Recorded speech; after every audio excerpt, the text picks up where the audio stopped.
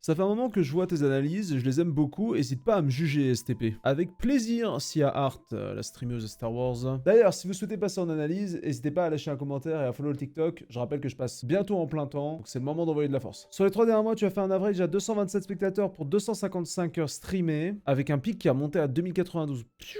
Donc on peut voir qu'en fait, dès 2022, au final, t'avais déjà sensiblement la même moyenne, t'as connu des petites descentes pour ensuite avoir des pics, puis restabiliser vers les 200. Donc une communauté qui reste, qui a un cœur solide, mais qui galère quand même à trouver une nouvelle audience, ce qui est normal, hein, quand on tape une niche, c'est aussi le contre-coup. On peut vite retrouver du monde, mais aussi trouver rapidement une limite à la communauté. On peut le remarquer au nombre de follow par stream qui reste quand même relativement bas par rapport à la moyenne de spectateurs que tu as. On peut voir que le jeu qui t'a le plus réussi en termes de follow, c'est The Old Republic, avec le Just Chatting, évidemment, quand tu expliques le lore et compagnie. On va aller voir à quoi ressemble ton dernier stream. Alors l'intro elle claque, l'intro elle tue. Oh du JDR. On va aller voir une VOD un peu plus classique. La dernière que tu as fait sur KOTOR. Donner la force aux Mandaloriens pour que les Mandaloriens puissent se battre comme des Jedi.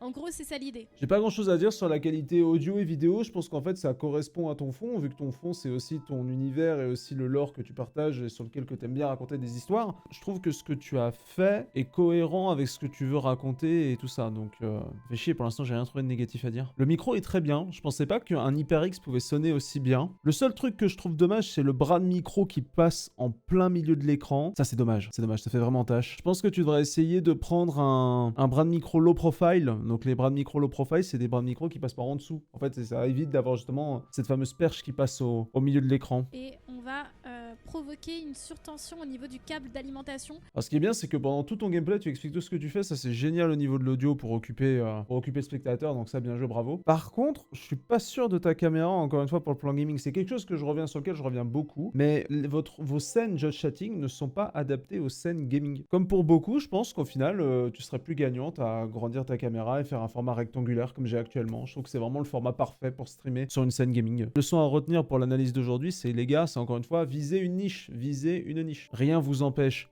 plus tard de vous renouveler dans autre chose. Mais pour commencer, c'est vraiment la chose la plus méta à faire. Si vous souhaitez passer en analyse, n'hésitez pas à lâcher un commentaire et à follow le TikTok. Je propose aussi des consultations, donc c'est des appels d'1 heure sur Discord où on met à jour votre Twitch et on vous prépare pour vos prochains mois sur Internet. Si vous êtes intéressé, n'hésitez pas à m'envoyer un message privé. À bientôt!